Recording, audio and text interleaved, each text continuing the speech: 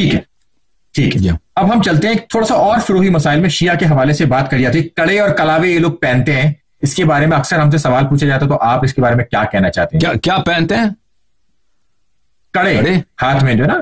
ہاں, یہ کڑا کو یہ کوئی حکم نہیں ہے اسلام میں. یہ جو لوگ آزادار لوگ ہیں یہ اس لیے پہنتے ہیں کہ ہمارے جو چوتھے امام ہیں, امام حسین علیہ الصلوۃ والسلام کے فرزند حضرت امام زین العابدین سید الساجدین سلام اللہ علیہ, ان کو ہاتھوں میں ہتھکڑیاں لے کر ان کو کربلا سے کوفہ اور کوفہ سے شام لے کے گئے تھے بنی امیہ کی فوج, یزید کی فوج.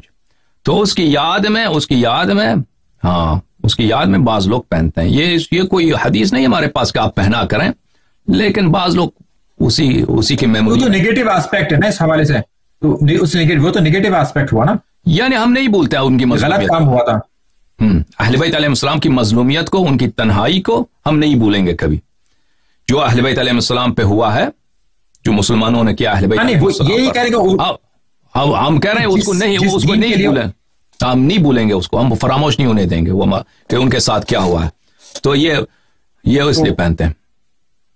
ایک ہاتھ میں پہنتے ہیں, دوسرے میں نہیں.